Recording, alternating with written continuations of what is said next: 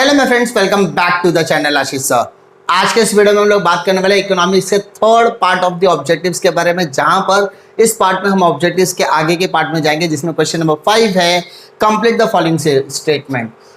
और without wasting time we are going to start. लेकिन make sure कि आप वीडियो एंड तक जरूर देखिए, क्योंकि ये वीडियो एंड तक देखने पर आपको एक आइडिया मिलेगा कि ऑब्जेक्टिव्स को किस तरीके से करना है, किस तरीके से आप उसकी तैयारी कर सकते हैं। तो without wasting time we are going to start. सबसे पहले यहां पर क्वेश्चन नंबर 5 में दिया है theory of economic welfare basically deals with, यानी इकोनॉमिक वेलफेयर किससे डील करता है। तो यहां पर आपका जो सही आंसर होगा वो आपका सही आंसर है efficiency in allocation of resources.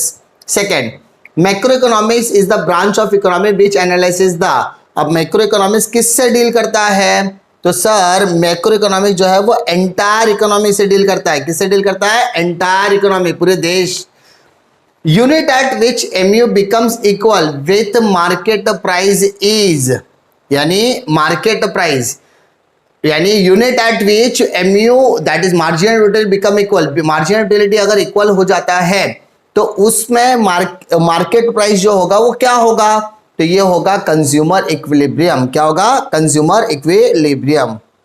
Next, in relationship between total utility and MU of a commodity becomes negative, यानी मार्जिनल यूटिलिटी अगर नेगेटिव होती है तो टोटल यूटिलिटी पर उसका क्या फर्क पड़ेगा। तो सर अगर मार्जिनल यूटिलिटी टोटल यूटिलिटी दोनों ही बढ़ेगी, टोटल यूटिलिटी ऊपर जाएगा, मार्जिनल यूटिलिटी नीचे आएगा, मार्जिनल यूटिलिटी 0 पे होगा तो वो एकदम मैक्सिमम लेवल पर होगा। मार्जिनल यूटिलिटी नीचे की तरफ नेगेटिव जाएगा तो टोटल यूटिलिटी गिरना शुरू हो जाएगा। तो इसका सही आंसर है फॉलिंग। नेक्स्ट क्वेश्चन की तरफ बढ़ते हैं। The demand for a commodity which can be put to several usage is known as, यानी ऐसी चीज की डिमांड जिसको हम अलग अलग तरीके से इस्तेमाल कर सकते हैं। तो सर इसका आंसर हमने पढ़ा था composite demand. Law of demand was introduced by doctor Alfred Marshall या प्रोफेसर अल्फ्रेड मार्शल। सही जवाब, यस। नेक्स्ट क्वेश्चन की तरफ आते हैं। Demand curve is parallel to Y axis in case of, यानी हमारा डिमांड कर्व वाई एक्सिस के पैरेलल है। जैसा कि आप सभी को पता है ये हमारा डिमांड कर्व है, इसके आगे ये पैरेलल टू, यहां पर वाई एक्सिस कह रहा है, तो ये कौन से इसमें आएगा। तो सर ये हमारा जब पैरेलल होगा, यानी अगर पैरेलल टू एक्स एक्सिस है, पैरेलल टू अगर एक्स एक्सिस है तो उसको हम लोग कहेंगे परफेक्टली इलास्टिसिटी ऑफ डिमांड, और जब वो पैरेलल टू वाई एक्सिस है तो उसको बोलेंगे perfectly inelastic demand. Simple. ED is equal to 0 in case of dash, किसके बारे में 0 रहेगा, तो भाई जब आपको जरूरत है तो आपकी elasticity of demand will be 0। Downward movement along with the same supply curve should be, downward movement की बात कर रहा है, डाउनवर्ड मूवमेंट की बात कर रहा है, तो भाई सेम सप्लाई में अगर डाउनवर्ड मूवमेंट आता है तो उसे हम लोग कहते हैं कॉन्ट्रैक्शन ऑफ सप्लाई। क्या कहेंगे? Contraction of supply. Net addition made to the total cost of producing one more unit, ये भी हमने ऑब्जेक्टिव्स में किया हुआ, जिसका आंसर था मार्जिनल कॉस्ट। क्या था? Marginal cost. ये एमसीक्यूज या इस क्वेश्चन बैंक के अंदर most of the questions bar bar repeated हुआ है, जिसके वजह से नंबर ऑफ पेजेस बढ़ गए, नंबर ऑफ क्वेश्चंस बढ़ गए। The interaction of demand and supply to determine the prices of a commodity in perfect competition is, यहां पर क्या कह रहा है? इंटरेक्शन। ठीक है, तो इसको हम लोग बोलेंगे इक्विलिब्रियम प्राइस। क्या बोलेंगे? Equilibrium price. Next, product differentiation is the main feature of, product differentiation किसका मेन फीचर है, तो इसका मेन फीचर वो है मोनोपोलिस्टिक कंपटीशन का main feature. Index number was originally develop to measure, index number का मेन इस्तेमाल या उसको क्यों डेवलप किया गया था, तो इसका मेन आंसर है प्राइस लेवल को चेंजेस, यानी जो प्राइस लेवल में चेंजेस होता है उसको मेजर करने के लिए इंडेक्स नंबर का डेवलपमेंट किया गया था। Index number which is computed from a single variable, underline करना सिंगल वेरिएबल, यहाँ पे जब हम लोग सिंगल वेरिएबल से कैलकुलेट करने की जब हम लोग बात करते हैं तो उसको हम लोग बोलते हैं यूनिवेरिएट इंडेक्स। क्या बोलते हैं? Univariate index. In India national income is estimated using, India के अंदर नेशनल इनकम को कैसे एस्टिमेट किया जाता है, तो यहाँ इंडिया के अंदर उसे आउटपुट और इनकम मेथड दोनों के कॉम्बिनेशन से एस्टिमेट किया जाता है। एनएनपी मतलब नेट नेशनल प्रोडक्ट, तो net national product is obtained by NNP. आपको कैसे मिलेगा? जब आप जीएनपी यानी ग्रॉस नेशनल प्रोडक्ट के अंदर आप अगर डेप्रिसिएशन माइनस करोगे तो आपको मिलेगा net national product. Understood? Next, government borrows from its citizen bank, central bank etcetera is known as. जब गवर्नमेंट अपने ही लोगों से, चाहे वो लोग हो यानी सिटीजन हो, बैंक हो, सेंट्रल बैंक हो, उससे ही पैसे बोरो करते हैं तो उसको कहते हैं इंटरनल डेप्ट। क्या बोलते हैं? इंटरनल डेप्ट। Next, financial policies implemented by fiscal policy. Financial policies कौन इंप्लीमेंट करता है? तो sir financial policy, fiscal policy government implement करता है। Simple. Capital market is a market for, capital market कैसा मार्केट है? तो सर कैपिटल मार्केट जो है वो लॉन्ग टर्म फंड्स के लिए मार्केट का बेस तैयार करता है। Deposited that are withdrawable on demand, underline करना ऑन डिमांड। डिमांड मतलब जब मुझे जरूरत है तब मैं डिमांड करके उसको विड्रॉ कर सकता हूं, तो उसको कहेंगे हम लोग डिमांड डिपॉजिट। क्या बोलेंगे बेटा? Demand deposit. Buying and selling of goods and service with in the boundaries. क्या बोला है? देश के अंदर, बाउंड्रीज के अंदर ही आप बाइंग एंड सेलिंग करते हो तो सर उसको क्या बोलेंगे? Internal trade. क्या बोलेंगे? Internal trade. Next question, balance of trade is also referred as. Balance of trade को हम और क्या कहते हैं? तो बैलेंस ऑफ ट्रेड को हम कहते हैं इंटरनेशनल ट्रेड बैलेंस। क्या बोलते हैं? International trade balance. Understood? I hope आपको इस 4 ऑप्शन में से एक ऑप्शन को सिलेक्ट करने में दिक्कत नहीं आएगी।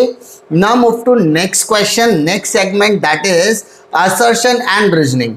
अब असर्शन और रीजनिंग का क्या कॉन्सेप्ट है? आपको 2 सेंटेंस दिए रहेंगे, उसका प्रॉपर रीजन वो है या नहीं। हो सकता है असर्शन और रीजन दोनों ही करेक्ट हो लेकिन एक दूसरे से इंटर रिलेट करते हो सकता है दोनों ही डिफरेंट हो, एक दूसरे से कोई रिलेशन नहीं हो सकता है दोनों ही सही हो तो उसका, लेकिन एक्सप्लेनेशन एक दूसरे के बराबर ना हो। तो ये डिफरेंट कॉन्सेप्ट में असर्शन और रीजनिंग को हम लोग सॉल्व करने की कोशिश करते हैं। Now move to question number 1। Micro economy uses slicing method. सही जवाब असर्शन अपना क्या है? ट्रू है। सही, यानी हमारा जो असर्शन है वो क्या है? ट्रू है। अब हमें क्या पूछा गया है यहां पर? एक मिनट। हाँ, next, slicing method is study of whole economic. गलत है ना, रेदर देन इट्स पार्ट। हमने क्या पढ़ा कि माइक्रो इकोनॉमिक्स किसका इस्तेमाल करता है? स्लाइसिंग। तो स्लाइसिंग मेथड एग्रीगेट का इस्तेमाल करेगा क्या? नहीं। होल इकोनॉमी का इस्तेमाल करेगा? नहीं। तो इसका मतलब हमारा जो रीजनिंग है वो फॉल्स हो जाएगा। तो इसका मतलब assertion is true but reasoning is false. तो first option will be the correct option. Second, macroeconomic macroeconomics analysis shows how the general price level is determined. सही जवाब, माइक्रो इकोनॉमिक्स बताता है कि जनरल प्राइस लेवल किस तरीके से determine करते हैं। It deals with the determination of the prices of goods and services as well as the factor of production. गलत। फैक्टर ऑफ प्रोडक्शन से डील कौन करता है? Micro economics. हमें क्वेश्चन में क्या बोला है? Macro economics. इसका मतलब जो रीजनिंग वाला पार्ट है वो हो जाएगा फॉल्स और A is right but R is false. Option number 1 में आपको देखने के लिए मिलेगा। नेक्स्ट क्वेश्चन की तरफ हम करते हैं। Utility depends on intensity of want. Utility किसके ऊपर डिपेंड है? इंटेंसिटी ऑफ वांट के ऊपर। सही जवाब। The concept utility has no ethical consideration. अरे एथिकल कंसिडरेशन नहीं है। सही है। इसका मतलब ए और आर दोनों मेरा करेक्ट है। तो सर ये दोनों तो करेक्ट है, तो कौन सा वाला लेने का? देखो ए और आर तो मेरा ट्रू है लेकिन जो आर है वो यूटिलिटी का करेक्ट एक्सप्लेनेशन नहीं है। इसका मतलब मेरा सही आंसर क्या होगा? Option number 4 will be my correct answer. Utility जो है इंटेंसिटी ऑफ वांट के ऊपर डिपेंड है। करेक्ट। यूटिलिटी का कॉन्सेप्ट जो है उसमें किसी भी तरीके का एथिकल कंसिडरेशन नहीं है लेकिन दोनों एक दूसरे से रिलेट करते, मतलब एक्सप्लेनेशन रिलेट नहीं करता। Simple. MU curve slopes upward. MU curve जो है वो अपवर्ड की तरफ जाता है तो नहीं sir, MU curve marginal utility curve नीचे की तरफ जाता है। MU goes on diminishing with the every successive increase in the consumption of a commodity. Yes the answer. तो A is false, R is true. All desires are not demand. Next question पूछता है all desires are not demand, सही जवाब।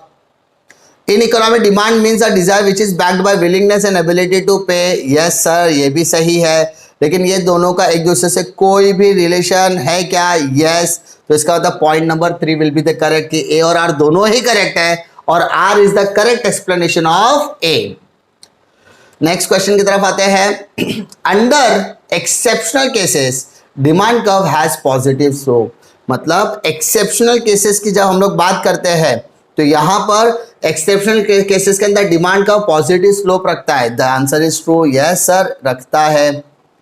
In exceptional cases, consumer buys more when the prices of a commodity rise, buys less when the prices are yes exceptional बोला, exception में तो वही होता है कि कंज्यूमर ज़्यादा प्राइस पे ज़्यादा कम डिमांड करता है, कम प्राइस पे कम डिमांड करता है क्योंकि उसे पता है कि फ्यूचर में कुछ भी हो सकता है। एक्सेप्शन बोला है तो आर और ए दोनों ही क्या है हमारे ट्रू है, और ए और आर में आर जो है वो करेक्ट एक्सप्लेनेशन है ए का, ठीक है।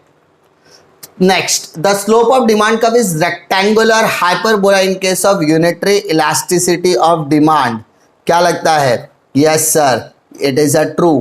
इन unitary elasticity demand percentage change in the price leads to more than, गलत जवाब। यूनिटरी की बात करते हो तो वो हमारा सेम होना चाहिए, इन द सेम प्रोपोर्शन होना चाहिए। तो ए तो करेक्ट है लेकिन आर क्या है, फॉल्स है। ए तो करेक्ट है लेकिन आर फॉल्स है।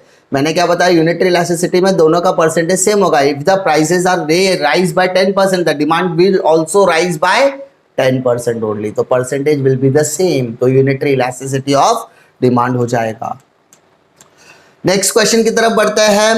नेक्स्ट क्वेश्चन हमारा बोलता है total expenditure method measures elasticity of demand at a given point on the demand curve, तो the answer is false, assertion is wrong. Total expenditure refer to the product of the price and the quantity demanded, yes true, तो हमारा correct answer होगा second वाला, A is false but R is true। Next, without stock supply is not possible, सही जवाब है। अगर stock ही नहीं होगा तो सप्लाई कैसे करोगे, और stock is the source of supply, stock is the source of supply, yes. तो इसका था ए और आर दोनों ही सही है और R is the correct explanation of A. Next की तरफ आते हैं।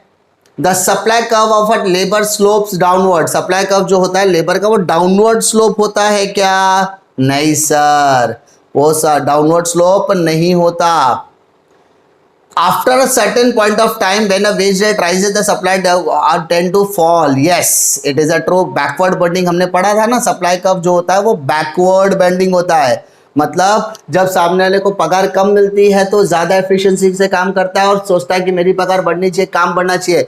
व्हेन उसका वेजेस एंड सैलरी बढ़ते जाता है तो उसको प्रमोशन मिलता है, प्रमोशन मिलता है तो उसको सिर्फ अब सुपरवाइज करना है, सुपरवाइज करने का उसको ज्यादा पैसा मिलता है। तो इसका मतलब अब ज्यादा पैसे पे वो कम एफिशिएंसी के साथ काम करता है क्योंकि अब उसका काम एफिशिएंसी के अलावा उसको मोनेटाइज का, यानी हमको सिर्फ उसको ऑर्गेनाइज करना है या उसको सिर्फ देखने का काम, देखभाल करने का काम, तो उसका जो एफिशिएंसी लेवल है वो कुछ हद तक गिर जाता है, इसलिए उसको बैकवर्ड बेंडिंग बोलते हैं।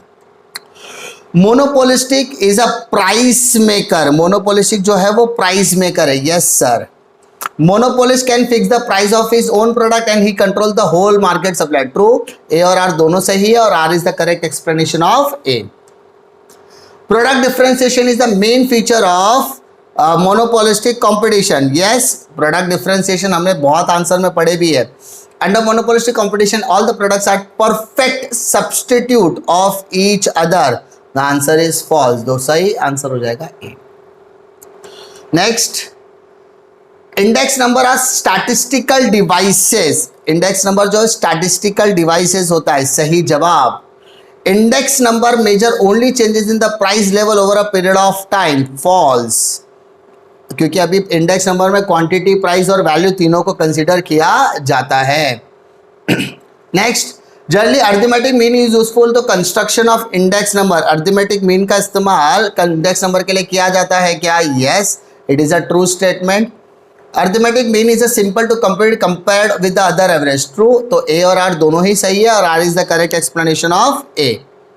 नेक्स्ट आ जाता है नेशनल इनकम पर, sorry, in national income value of only final goods and services produce in the economy are considered, यानी यहाँ पर सही जवाब नेशनल इनकम में जो भी final goods and services produce किया जाता है उसी को कंसिडर करते हैं। National income is always express in monetary terms, false. यहाँ पे मॉनेटरी टर्म्स के अलावा कौन सी चीज़ और, यस ये मॉनेटरी टर्म्स में, क्योंकि नेशनल इनकम की बात कर रहे हैं तो ए और आर दोनों सही है, लेकिन R is not the correct explanation of A, क्योंकि वहां पर नेशनल इनकम के कंप्यूटेशन की बात कर रहे हैं और यहां पर उसको एक्सप्रेस करने की बात कर रहे हैं। Next, transfer payments are included in national income. Transfer payments को इंक्लूड किया जाता है क्या? The answer is false. Transfer payment such as pension, unemployment allowance etcetera are the parts of government expenditure, true. तो ए फॉल्स हो जाएगा, R is true. Next, public expenditure is that expenditure which is incurred by public authority, that is central, state and state bodies, local bodies, true. Public expenditure undertaken for the protection of citizens, satisfying their collective needs and promoting their economic and social welfare, yes true। तो इसका मतलब दोनों ही statement सही है और R is the correct explanation of A, क्योंकि public expenditure लोगों पर खर्चा किया जाता है, उनकी जरूरतों को पूरा करने के लिए किया जाता है। रेजिंग डेप्ट is most common activity of any government, यानी अपने को तो फंड रेज करना है, गवर्नमेंट बोलती है रेज करना है, चाहे वो इंटरनल से करे चाहे वो एक्सटर्नल से। Government expenditure generally exceed government revenue, भाई ऐसा हो सकता है क्या? पॉसिबल है, तो ट्रू। तो दोनों ही स्टेटमेंट क्या है? सही है। नेक्स्ट तरफ आते हैं बेटा, credit control is an important function of commercial bank. Commercial bank का मेन काम क्या होता है? क्रेडिट क्रिएशन के क्रेडिट कंट्रोल, क्रेडिट क्रिएशन होता है, तो ये आंसर फॉल्स हो जाएगा। Commercial bank create deposit out of loans given thereby leading to the credit creation, true.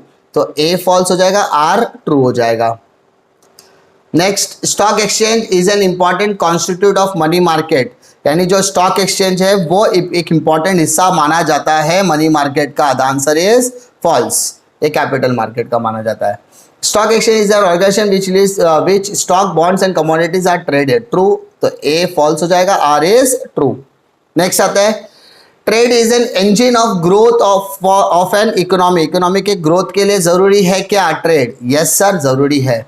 And trade plays an important role for economic development, yes sir दोनों ही important है और एक दूसरे के करेक्ट एक्सप्लेनेशन भी है। नेक्स्ट क्वेश्चन की तरफ आते हैं, balance of trade is also referred to balance of payment. Balance of trade जो है बैलेंस ऑफ पेमेंट्स के रिफर कर सकते हैं क्या? The answer is false. Balance of trade international trade balance माना जाता है। Balance of trade include the value of import and export of visible goods and invisible goods, the answer is true. तो A is F and R is true. I hope कि इस objective के third और आखिरी part में आपको कोई भी डिफिकल्टी नहीं होगी। आप लोगों से गुजारिश है कि आप अपनी स्टडी करते रहिए और चैप्टर के पीछे जितने भी ऑब्जेक्टिव्स है उसको अच्छी तरीके से प्रिपेयर कीजिए, क्योंकि अगर आपके 20 मार्क के ऑब्जेक्टिव करेक्ट निकल गए तो आपको कोई भी फेल नहीं कर सकता। उम्मीद करता हूं कि आपको वीडियो पसंद आएगा। वीडियो पसंद आया तो लाइक करो, दोस्तों में जरूर शेयर कीजिए। इसी तरीके की वीडियो के लिए चैनल पे बने रहिए। मिलता हूं मैं आपको अगले वीडियो में एक और नए लेक्चर के साथ, तब तक के लिए जय हिंद।